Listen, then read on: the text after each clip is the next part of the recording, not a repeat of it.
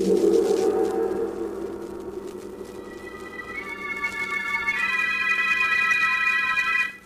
Sealed Book.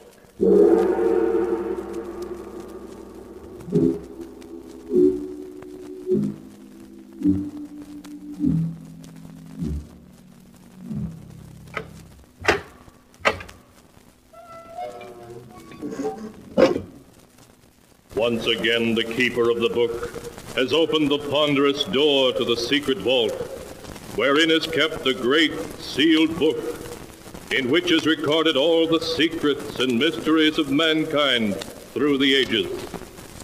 Here are tales of every kind, tales of murder, of madness, of dark deeds, strange and terrible beyond all belief. Keeper of the book, I would know what tale we tell this time. Open the great book and let us read. Slowly, the great book opens. One by one, the keeper of the book turns the pages and stops. Ah, the strange story of a beautiful young actress who tried the most difficult role of her life when she impersonated death to win a prize of millions of dollars. A tale titled Death Rings Down the Curtain. And here is the tale, Death Rings Down the Curtain, as it is written in the pages of the sealed book. In the darkened bedroom of Martha Richards, a room where the blinds are always shut, young Dr. Smith is listening intently through his stethoscope to the laboring heart of his elderly, crotchety patient. Well, how much longer are you going to keep thumping me with that stethoscope, you old quack? I've finished examining you now. Well, don't just stand there without saying a word. How am I? How much time have I got left? Well, that's difficult to say. If you will avoid all excitement, I think I can say a year, possibly 2. A year, possibly 2. Yes, but only if you do as I say. Now, there's no reason at all why you should insist on remaining in this darkened bedroom month after month. Well, it's been a year since you've been out of this room. Oh, you're going to start on that again. And what's more, Mrs. Richards, this living in utter seclusion is bad for your health. You should leave this room and see people. No, Doctor, no. I won't have my maid pushing me around in a wheelchair, the object of everyone's pity. I prefer to remain in this room and have people think of me as I was, not as I am. Very well. Only I can't see why you refuse to have visitors. It'll give you some interest in life. It may surprise you to know, Doctor, that I'm expecting 2 visitors, though it isn't because of anything you've said. I'm sure it isn't. But the way my heart is, I think it's about time I was drawing up a will. Before I do so, I want to get acquainted with my only living relatives, a niece and a nephew from my husband's side of the family. And they're the 2 visitors you're expecting? Yes. I haven't seen Gerald and Mildred since they were children. I'm very curious to see what they grew up to be like. I understand Mildred's an actress. An actress? You don't mean that Millie Richards is your niece, do you? Yes. Have you heard of her? Of course. Everyone has. She's one of Broadway's leading actresses. I saw her in a play recently and thought she was excellent. Probably drinks and smokes and's been married 3 or 4 times. And her brother Gerald is probably an heir-to-wheel who's never worked a day in his life. Aren't you being a bit unfair, judging the 2 of them before you've even seen them? That remains to be seen, Doctor. Before I draw up my will, I intend to learn everything about them. I'll give them both every opportunity to prove they're worthy of part of the Richards' fortune. When do you expect them? They said they'd be here in time for dinner, which means they should be on their way here now.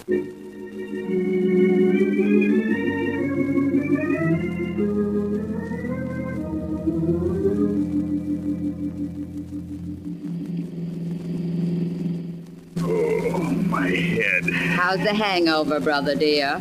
Painful, I hope. What am I doing in this car?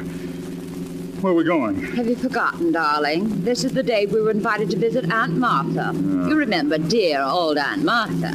She's the one with all that lovely money. Oh, save it, will you? I'm in no mood for your witticisms. Considering that I spent half of last night looking for you under nightclub tables, Gerald, you might be a little more grateful. Oh, my head.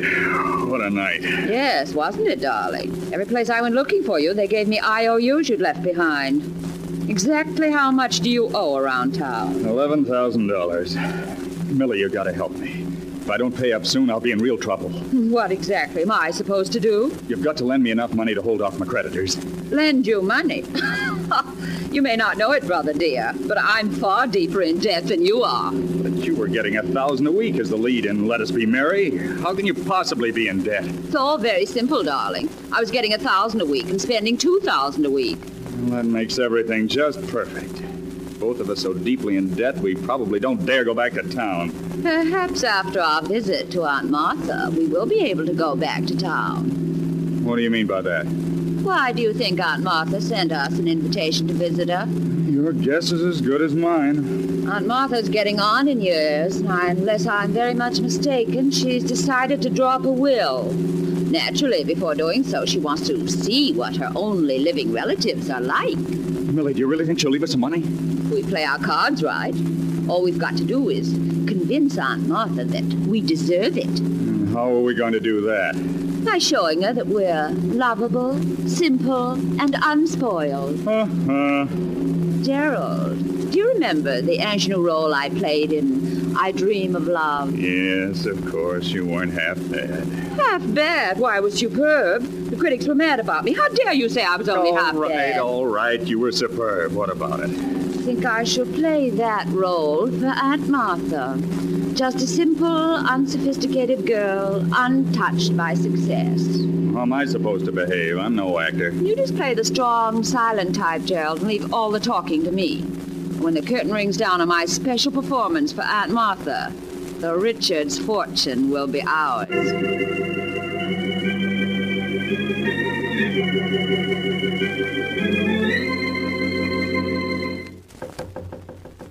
Come in. Hello, Aunt Martha. It's us, Aunt Martha. Oh, come in, Mildred. Gerald? It's been quite a number of years since we've seen each other, hasn't it? Yes, it has been, Aunt Martha. I've been meaning to call on you for ever so long, Aunt Martha, but something always interfered at the last moment. Well, what finally brought you here? Well, when you mentioned in your letter that you were ill and would like to see us, I simply couldn't stay away. I dropped everything to come here. I'm extremely grateful.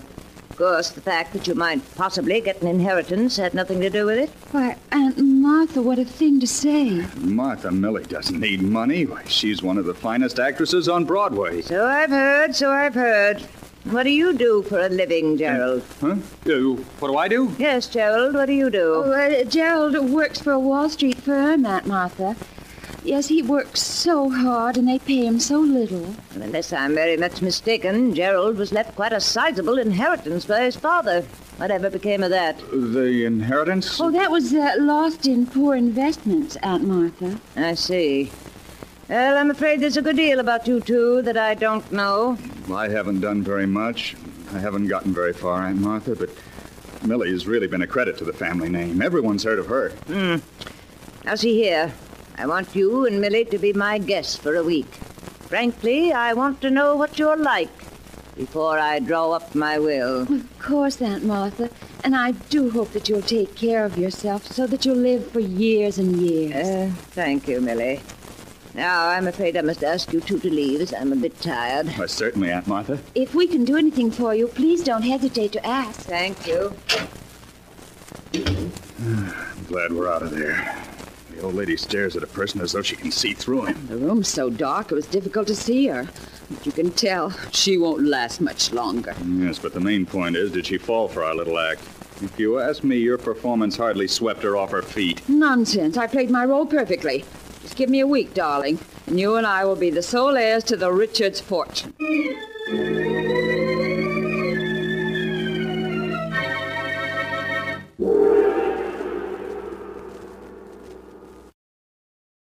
And now to continue the story. Death rings down the curtain, as it is written in the sealed book. For a week, Millie and Gerald had been living with their Aunt Martha. trying to convince her that they are worthy of inheriting her great fortune. And Millie, sure that they have succeeded, is waiting for Gerald to return to tell him the news. Hello, Millie. Gerald, where have you been all night? I've looked everywhere for you. I spent the night in town. Well, you've been drinking. So what? Oh, you fool. What if Aunt Martha were to hear about it, just when everything's working out perfectly? So everything's working out perfectly, is it? Yes. I told you if you'd leave her to me, it would. Last night, Aunt Martha made a phone call to New York. Gerald, it was her attorney she was calling, and he's coming here tonight to draw up her will. You don't say. Well. Well, you don't sound very enthusiastic at being named one of Aunt Martha's heirs. My dear Millie, it may interest you to know that the greatest performance of your career has gone for nothing. What do you mean? You may be able to sweep a Broadway audience off its feet, but not Aunt Martha. Oh, why, I tell you, she believes in me utterly. Oh, does she? Yes, she does. It may come as quite a shock, but while Aunt Martha was listening so devotedly to your every word, she had a private investigator in New York at work investigating. A private investigator? You mean Aunt Martha's been checking on our past? That's the general information I received. Why, that double-crossing old hag. Yes, and no doubt you can guess what she'll do when she learns that I happened a job on Wall Street and that I gambled my inheritance away. And what do you think she'll say when she hears you were named as correspondent in 3 divorce actions and were involved in the Wainwright scandal? Oh, I'd like to scratch out those staring eyes of hers, playing with me like a cat with a mouse. Well, the game's up. We may as well go up to our rooms and pack. What? Walk out on a $4 million inheritance? I should say not. There must be something we can do about it. Yes, well, what, for example? Well, I don't know yet. Let me think. I won't go back to the city beaten, deeply in debt. Martha may think she's clever, but she won't beat me. Before she cuts me out of her will, I'll... Yes. What are you planning, Millie? Gerald, if we play our cards right, you and I will inherit the entire Richards fortune in spite of anything Aunt Martha can do. Now listen, this is what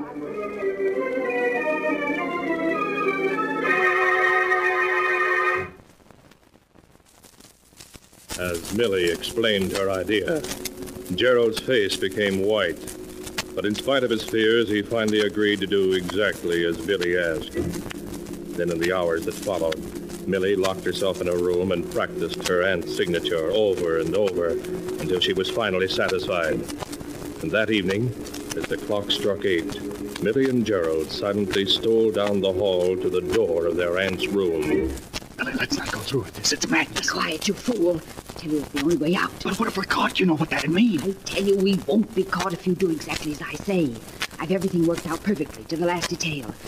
Get hold of yourself. I'm going to knock. You know exactly what you're to do. Yes. Come in. Good evening, Aunt Martha. I hope you're feeling well, Aunt Martha. Oh, Mildred, Gerald, eh? Come in. Thank you. It's quite dark in here, Aunt Martha. Would you like me to turn on a light? No, Gerald, that isn't necessary. I'm quite used to being in the dark. Of course. How are you feeling this evening? Much better, thank you. Gerald, perhaps you ought to fix Aunt Martha's pillows. She doesn't seem very comfortable. No, you needn't bother. I'm quite comfortable, I assure you.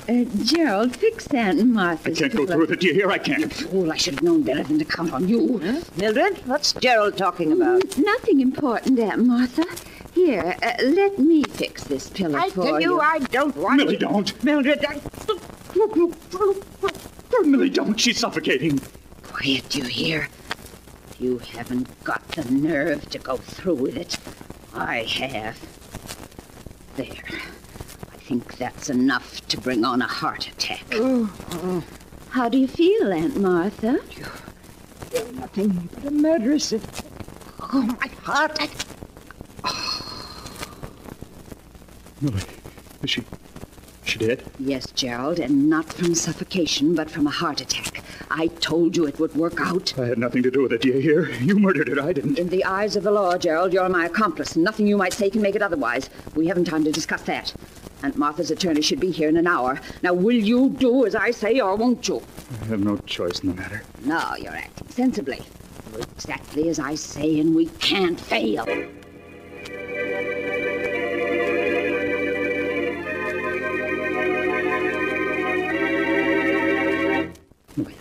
car just stopped in front of the house. It must be Mr. Jordan, Aunt Martha's attorney. It certainly is punctual. Are you ready? I need a little more shading here under my eyes. Hurry, Millie. He'll be up here in a minute. Gerald, I've never been late for a curtain yet, and I won't be late for this one. There. Now, help me on with Aunt Martha's bedrobe. Right. There. Now, how do I look, Gerald? You look exactly like Aunt Martha. If I didn't know her body was in that closet, I'd swear you were her. In the dim light of this room, no one can help but take me for Aunt Martha. Yes, but what about your voice and the things you may have to know? Just listen to this. Don't be ridiculous, Gerald. As mistress of this house, I answer only those questions which I wish to answer, and I assure you I shall not be tripped up. Does that convince you? Yes, I'm convinced. Millie, quick. Get in bed. I hear someone coming. All right, Gerald. And please stop shaking. I tell you, we can't fail. I shall give the greatest performance of my career.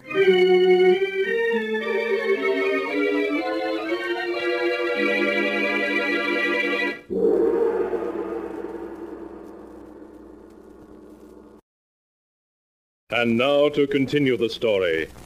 Death rings down the curtain, as it is written in the sealed book. Swiftly, Millie, made up to look like her dead Aunt Martha, slips into her aunt's bed, and then, as Gerald lights a cigarette with trembling fingers, someone knocks at the door. Come in. Good evening, Mr. Jordan. Come in, won't you? Well, Mrs. Richards, how are you? Why, bless me, it's been over a year since I've seen you. Really, Mr. Jordan? Has it been that long? Certainly has. How are your eyes? Still troubling you? My eyes? Oh, they're much better, thank you. Well, that's fine, Mrs. Richards. Oh, by the way, this is Mr. Wilson, my secretary. How do you do? I'm happy to meet you, Mrs. Richards. I don't think, Mr. Jordan, you met my nephew, Gerald Richards. Gerald, this is my attorney, Mr. Jordan. Well, how do you do, Mr. Richards? Mr. Jordan, I want to have a will drawn up and signed tonight. Tonight? Surely you can't be serious, Mrs. Richards. After all, your vast holdings require a will that will take you days to draw Oh, up. nonsense. I'll have none of your involved 40-page wills. All I want is a simple will dividing my entire estate equally between my nephew Gerald and my niece Mildred. But, Mrs. Richards, there are so many other details that enter into the matter of a will. For example, we must consider Mr. Jordan, will you do as I say, or must I get another attorney to draw up my will? Very well, Mrs. Richards. Mr. Wilson, please draw up a will dividing the entire estate between Gerald Richards and Mildred... Mildred Richards. She's Gerald's sister. Yes, thank you. I'll take care of it at once, Mr. Jordan. You mean, Mr. Jordan, you've never heard of my niece, Mildred Richards, the Broadway actress? Oh, you mean Millie Richards? Why, yes, of course. I've seen her in quite a number of plays. Oh, really? What do you think of her? Well, frankly, Mrs. Richards, I think your niece has a tendency to overact. Oh, you do you? Yes, take this last play she was in, Let Us Be Merry. Now, I think she played it far too hard for comedy. I'd have preferred to see an actress like, say, Joan Walker play that role. Well, that's only your opinion. I should like you to hear what the critics had to say about her performance. Gerald, will you please hand me Millie's scrapbook? You'll find it on my desk there. Really, Aunt Martha, don't you think you ought to... Please, Gerald. Oh, very well. I can understand criticism when it's justified, Mr. Jordan, but it seems to me you're going against my niece's huge public. Here's Millie's scrapbook, Aunt Martha. Thank you, Gerald. Now, just a moment, Mr. Jordan, and I'll read you what the critics had to say about Millie's performance in Let Us Be Merry. Yes, I'd like to hear it. Here we are. This is what Martin Walters, dramatic critic of the Evening Sentinel, had to say. Rarely in 30 years of theater going has this reviewer seen such a fine flair for comedy as was displayed last night by Millie Richards in her new hit, Let Us Be Merry, and that, Mr. Jordan, is the opinion of one of the finest critics in the country. Well, I may be wrong, Mrs. Richards. Naturally, I was only venturing a personal opinion when I said... I have Mrs. Richards' will prepared, Mr. Jordan. I use the standard form. Oh, yes. Let's have a look at it. Yes, it seems to be all in order. You're sure that will, Mr. Jordan, will stand up in court? Oh, yes. Only you'll be leaving a good many unsettled problems to your heirs. It's quite all right. I'm sure they're capable of taking care of them. Your secretary can be one of the witnesses, can't he? Yes, Mrs. Richards, and your maid can be the other. Very well. Now, I'll sign first. There you are. That's fine. Now I'll have the two witnesses sign it, and everything will be in order. Good. I'm quite happy now that it's all settled. You look tired, Aunt Martha. I am, Gerald, I am. Are you finished, Mr. Jordan? Yes, Miss Richards. Good. Mary will show you and Mr. Whitson to your rooms. I'll see you in the morning. Good night. Good night, Mrs. Richards. Good night. They're gone. Well, Gerald, I told you it would work. We aren't through this yet. Don't be a fool. The money is as good as ours. All we have to do is put Aunt Martha back in this bed. Tomorrow morning, her maid will discover her dead body, and you and I will inherit everything.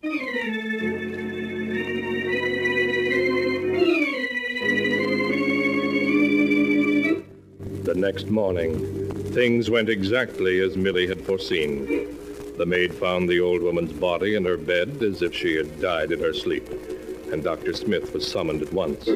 After a brief examination, he was satisfied that Martha Richards' tired heart had simply given out during the night.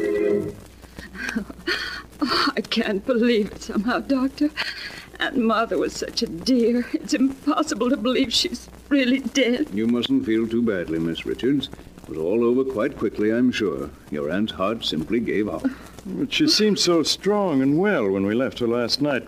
Why, when she and I were arguing, it was just like old times. You mean you and Mrs. Richards had an argument last night? Well, not really an argument, Doctor. They were just debating over my sister's ability as an actress. Yes, that's all it was.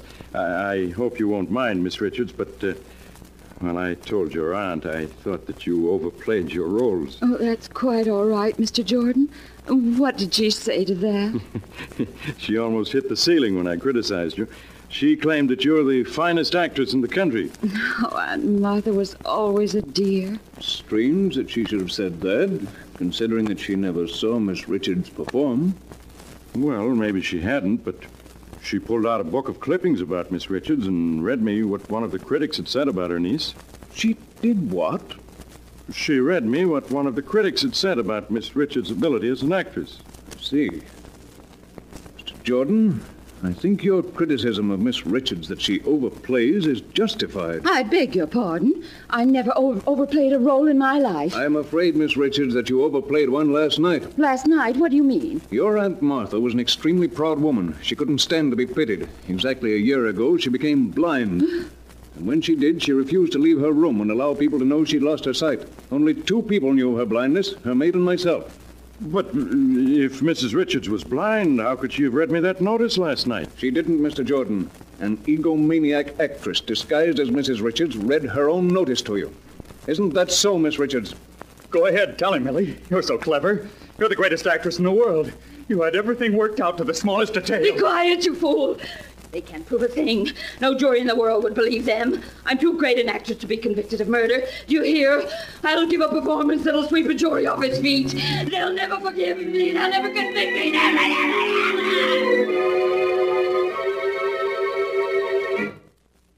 And that is the story, as it is written in the sealed book, of how an actress tried to impersonate death and failed. Millie Richards had one more opportunity to act upon the witness stand at her trial, but again she failed. For the jury found her and her brother Gerald guilty and sentenced them to life imprisonment. Strange are the secrets of the human heart and the ways of fate in trapping men and women in their own evil schemes. And now, keeper of the book, before you close the great volume, show us the tale we tell next time. This one, yes, a weird and amazing story of a wife who loved her husband too fondly, and of another wife who came from the grave. A tale titled, Till Death Do Us Part.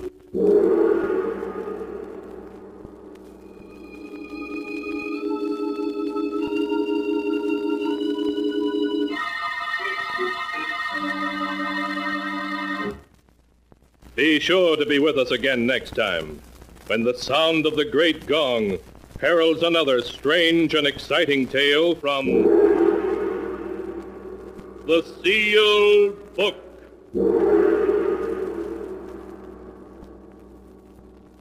The Sealed Book written by Bob Arthur and David Cogan, is produced and directed by Jock McGregor.